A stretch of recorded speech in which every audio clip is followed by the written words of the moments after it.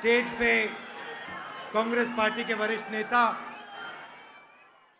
Congress party के प्यारे कार्यकर्ता, भाइयों और बहनों, आप सबका यहाँ बहुत बहुत स्वागत, नमस्कार। వేదికపైనున్న కాంగ్రెస్ పార్టీ సీనియర్ నాయకులు అదే విధంగా ఇక్కడ విచ్చేసిన జడ్చర్ల ప్రజానీకానికి అందరికీ సుస్వాగతం, ధన్యవాదాలు। भारत जोड़ो यात्रा कन्याकुमारी से कश्मीर, ये जो यात्रा चल रही है, ये हमने हिंसा और नफरत जो बीजेपी फैला रही है उसके खिलाफ यात्रा शुरू की है। ఈ భారత్ జోడో యాత్ర ఏదైతే కన్యాకుమారికి వెళ్ళి కాశ్మీర్ వరకు కొనసాగుతుందో, ఈ బీజేపీ పార్టీ మన మధ్యలో ద్విద్వేషాన్ని, కోపాన్ని ప్రేమగా మలచడానికి ప్రారంభించిన ఒక యాత్ర। बीजेपी एक भाई को दूसरे भाई से लड़ाकर देश को कमजोर कर रही है। బీజేపీ పార్టీ అన్నతమ్ముల మధ్యలో కొట్లాట పెట్టి మన దేశాన్ని ఇది బలహీనపరిచే ఒక ప్రయత్నం చేస్తుంది। और नोटबंदी और जीएसटी जैसे पॉलिसी लागू कर कर गरीब लोग, किसान, मजदूर और छोटे व्यापारियों को चोट मार रही है। నోట్ల రద్దీ, జిఎస్టీ తీసుకొని వచ్చి ఏదైతే చిన్నకారు వ్యాపారులు ఉన్నారో వాళ్ళ వెన్నుముక ఇచ్చేసే ఒక పరిస్థితి ఈ బీజేపీ పార్టీ తీసుకొని వచ్చింది। और जो बीजेपी दिल्ली में कर रही है वो टीआरएस तेलंगाना में कर रही है। ఏదైతే బీజేపీ పార్టీ అటు ఢిల్లీలో చేస్తుందో, తెలంగాణ రాష్ట్రంలో టీఆర్ఎస్ పార్టీ అదే చేస్తుంది। ये दोनों मिले हुए हैं, एक साथ काम करते हैं। వీళ్ళిద్దరు ఒకటే, ఇద్దరు కలిసే ఉన్నారు, ఇద్దరు కలిసి పనిచేస్తున్నారు।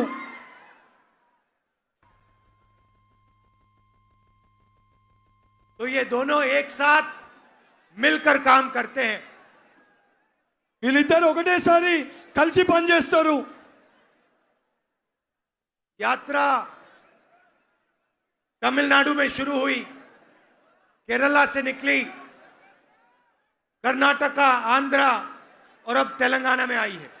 ఈ భారత్ జోడో యాత్ర కన్యాకుమారి తమిళనాడులో మొదలై దాని తర్వాత కేరళ, కర్ణాటక, ఆంధ్రప్రదేశ్, ఇప్పుడు తెలంగాణకు వచ్చింది। और दिन भर हम पैदल चलते हैं।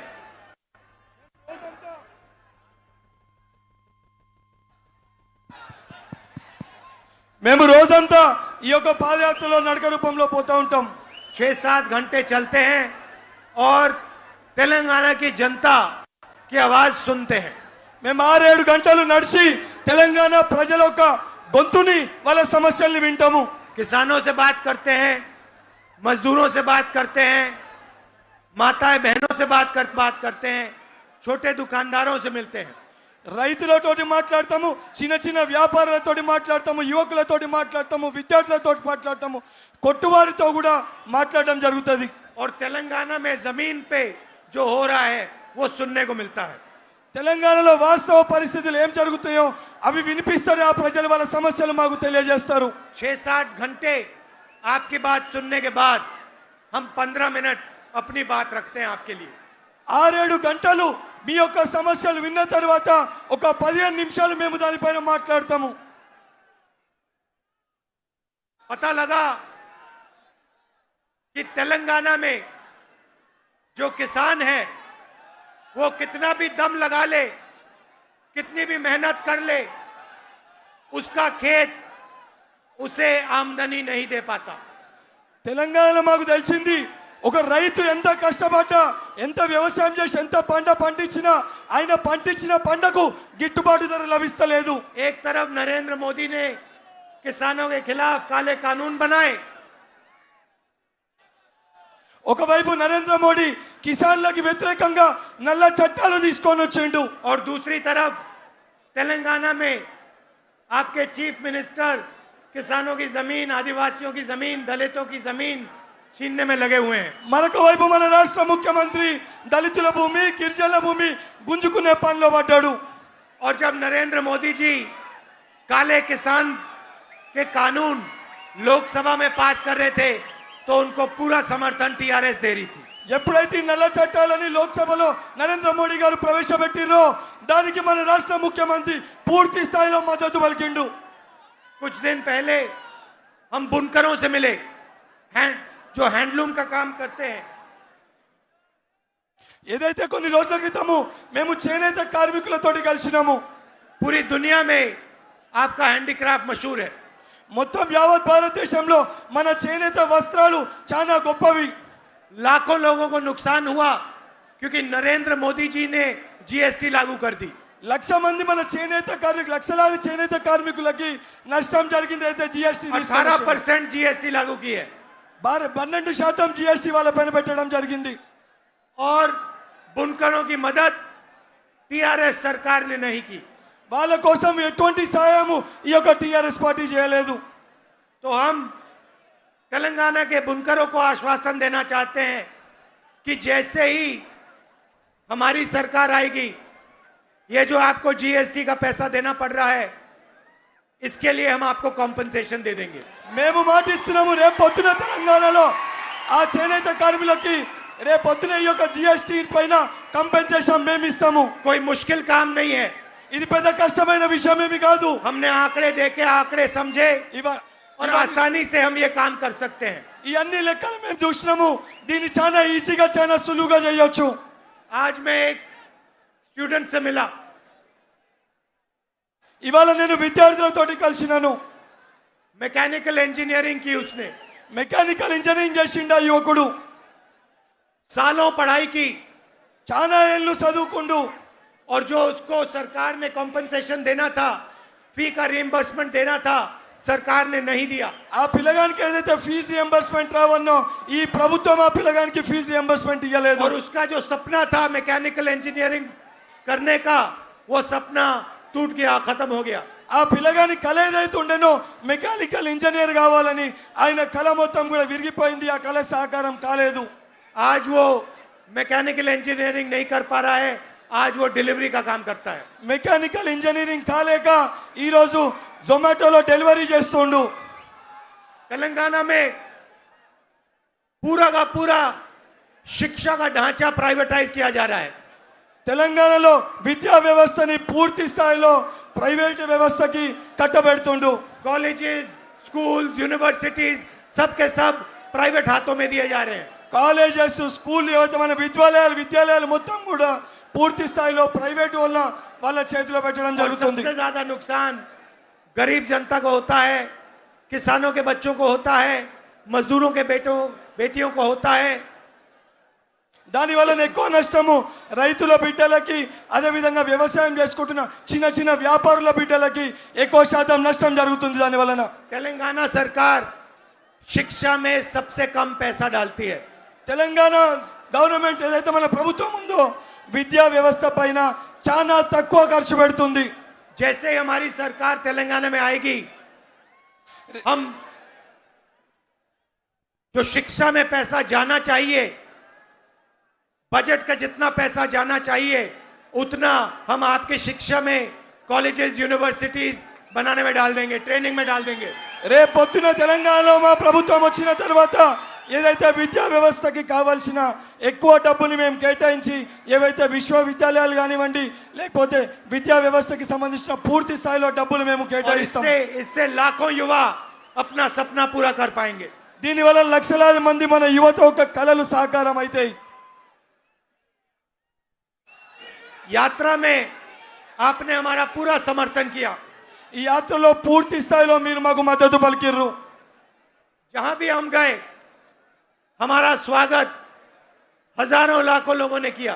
ఎక్కడ మేము పోయినా మీరు మాకు లక్షలాది వేలాది మంది మీరు మాకు స్వాగతం పలికిర్రు. आपने अपना प्यार, अपनी शक्ति इस यात्रा को दी మీలో ఉన్న మీ ప్రేమని మీ బలాన్ని ఈ యాత్రకి మీరు మాకు ఇచ్చిర్రు. और हिंदुस्तान में बीजेपी जो हिंसा और नफरत फैला रही है, उसके खिलाफ आप सब खड़े हुए। ఏదైతే బీజేపీ పార్టీ మన భారతదేశంలో విధ్వంసాలకు కానీ మన మధ్యలో కొట్లాడబెట్టే ప్రయత్నం చేస్తుందో దానికి మీరు వ్యతిరేకంగా నిల్చుర్రు. नदी जैसी ये यात्रा चल रही है। ఈ యాత్ర నడుస్తుంటే ఒక నది లెక్క ప్రవహమై పారుతుంది. इसमें कोई नफरत और हिंसा नहीं है. ఇందులో ఏ ద్వేషాలు కానీ కొట్లాటలు కానీ లేవు. कोई व्यक्ति गिरता है, धक्का लगता है, गिरता है, सब लोग उसको उठाते हैं, मदद करते हैं. ఎవరన్నా ఒక వ్యక్తి ఈ యొక్క యాత్రలో కింద పడిపోతే అందరూ కలిసి ఆ వ్యక్తిని లేపి మళ్ళీ వాళ్ళతో పాటు కలిసి తీసుకొని వెళ్తారు. कोई ये नहीं पूछता कौन से धर्म के हो, कौन सी भाषा बोलते हो, कौन सी जात के हो, एकदम मदद कर देते हैं. కింద పడ్డప్పుడు ఆ వ్యక్తిని నీ కులమేందో నీ మతమేందో అని ఎవరు అడిగారు, లేపి పైకి కలిసి తీసుకొని పోతారు. यही यही सच्चा हिंदुस्तान है. ఇదే నిజమైన భారతదేశము. यही आपका इतिहास है. ఇదే మన చరిత్ర. और जो बीजेपी आरएसएस कर रहे हैं वो ये- देश के हित के खिलाफ है. ఏదైతే బీజేపీ ఆర్ఎస్ఎస్ చేస్తుందో అది మన దేశ చరిత్రకి వ్యతిరేకంగా చేస్తుంది. मगर आपको ये सवाल पूछना है वो आपको बांटने का काम क्यों करते हैं. నేను మీకు ఈ ప్రశ్న అడుగుతున్నా, వాళ్ళు మనల్ని విడగొట్టే ప్రయత్నం ఎందుకు చేస్తారు? आपका जो पैसा है वो आप तक नहीं पहुंचता. మన డబ్బు మన దాకా చేరుతలేదు. हिंदुस्तान में 3-4 सबसे बड़े उद्योगपतियों को नरेंद्र मोदी जी पूरा पैसा पूरा फायदा पहुंचाते हैं. భారతదేశంలో ఉన్న ముగ్గురు నలుగురు పెద్ద వ్యాపారులకి పూర్తి స్థాయి డబ్బు వాళ్ళకి చేరవేస్తుండు. पब्लिक सेक्टर को प्राइवेटाइज करते हैं, बेच देते हैं. ప్రభుత్వ వ్యవస్థని ప్రైవేటీకరణ చేసి అమ్మేస్తుండ్రు. नोटबंदी, जीएसटी जैसी पॉलिसी लागू करके जो छोटे व्यापारी हैं, स्मॉल और मीडियम साइज बिजनेस वाले हैं, उनको खत्म कर दिया. జిఎస్టీ నోట్ బండి తీసుకొని వచ్చి చిన్న చిన్న వ్యాపారులు ఎవరైతే ఉన్నారో వాళ్ళ మొత్తం దుకాణం మూసేసుకున్న ఒక పరిస్థితి తీసుకొని వచ్చారు. और आज हिंदुस्तान में 45 साल से सबसे ज्यादा बेरोजगारी है, तेलंगाना में और हिंदुस्तान में. యావత్ భారతదేశంలో ఏదైతే 25 సంవత్సరాలు ఇప్పుడు అన్నిటికంటే ఎక్కువ నిరుద్యోగులు ఉన్నారు. मगर दुनिया के सबसे अमीर लोग भी हिंदुस्तान में हैं. భారతదేశంలో అత్యధిక ధనవంతులు కూడా ఇప్పుడే ఉన్నారు. ये कोई भी सपना देख सकते हैं, पूरा कर सकते हैं. వీళ్ళు ఏదన్నా కలగనొచ్చు, ఆ కల పూర్తి చేసుకోవచ్చు. जो भी ये करना चाहते हैं इनको मिल जाता है. వాళ్ళు ఏది చేయాలనుకున్నా వాళ్ళకి అది దొరికిపోతుంది. पूरा समर्थन यहाँ आपके चीफ मिनिस्टर, उधर नरेंद्र मोदी जी दे देते हैं. వీళ్ళకి పూర్తి స్థాయి మద్దతు రాష్ట్ర ముఖ్యమంత్రి కేంద్రంలో ఉన్న నరేంద్ర మోడీ గారు ये అందజేస్తారు. राजनीतिक पार्टियां नहीं है, ये बिजनेसेस हैं. ఇవి రాజకీయ పార్టీలు కాదు, ఇది వ్యాపార పార్టీలు వాళ్ళవి. इनको गरीबों से कुछ लेना देना नहीं है. इनको गरीबों से, किसानों से, मजदूरों से कुछ लेना देना नहीं है. ఏదైతే గరీబోలు కానీ పేదవాళ్ళు కానివ్వండి, లేకపోతే రైతులతో వీళ్ళకి ఏది ఉండదు. इधर टीआरएस के चीफ मिनिस्टर ने जमीन का पोर्टल बना रखा है. ఈడ మన రాష్ట్ర టిఆర్ఎస్ ముఖ్యమంత్రి ఏదైతే మన భూమిలకు సంబంధించి ఒక పోర్టల్ వ్యవస్థని స్థాపించిండు. वो हर रात देखते हैं कितनी जमीन कहां बेची गई, ఆ ప్రతిరోజు రాత్రి చూస్తాడు ఎక్కడ ఎంత భూమి అమ్మిండ్రని చెప్పని, कितनी कहां खरीदी गई. ఎక్కడ ఎంత కొన్నారని చెప్పని. उनको हर रात दिखता है उन्होंने कितनी जमीन हड़पी, कहां उनके हाथ जमीन आई. వాళ్ళు ప్రతిరోజు రాత్రి తెలుస్తుంది ఎక్కడ వాళ్ళు భూములు కొనుక్కుర్రో, ఎక్కడ వాళ్ళ భూములు ఉన్నాయో. और 24 घंटे इरिगेशन प्रोजेक्ट्स में वो पैसा बनाने का काम करते हैं. 24 గంటలు ఇరిగేషన్ ప్రాజెక్టులు అని చెప్పి పూర్తి స్థాయి పైసలలో పెట్టి పైసలు వేస్ట్ చేస్తారు. ये है आपके चीफ मिनिस्टर का काम. ఇది మన రాష్ట్ర ముఖ్యమంత్రి యొక్క పనితీరు. कांग्रेस पार्टी यहाँ आएगी तो शिक्षा और स्वास्थ्य में सरकार का पैसा जाएगा. కాంగ్రెస్ పార్టీ రేపు పొద్దున అధికారంలోకి వచ్చినాక విద్యా వైద్యంలోనే పూర్తి స్థాయి పైసలు పెట్టడం జరుగుతుంది. और जो धरनी पोर्टल में ये बेईमानी कर रहे हैं इसे ठीक किया जाएगा. ఏదైతే ధర్నీ పోర్టల్లో వీరు చేసిన ఏదైతే మన భూములు గుంజేసుకుంటారో దీన్ని పూర్తి స్థాయిలో కూడా సరైన రీతిలో చేయడం జరుగుతుంది. और जो आदिवासियों से, दलितों से उनकी जमीन छीनी जा रही है वो जमीन और उसका हक उनको वापस दिया जाएगा. ఏదైతే మన దళితుల దగ్గరికి వెళ్ళి గిరిజనుల దగ్గరికి వెళ్ళి గుంజేసుకున్న భూమిని వాళ్ళకి అందజేయడం జరుగుతుంది. आपने अपनी इस यात्रा को इतनी मदद की, इतना प्यार दिया, अपनी शक्ति दी, इसके लिए मैं आपको दिल से धन्यवाद करना चाहता हूं. ఏదైతే ఈ యాత్రకి మీరు పూర్తి స్థాయిలో మీ ప్రేమ, మీ బలాన్ని పూర్తి స్థాయి మీ మద్దతు ఇచ్చిండ్రో నేను మీ అందరికీ కూడా ధన్యవాదాలు తెలియజేస్తున్నాను. नमस्कार, जय हिंद. నమస్కారము, జై హింద్.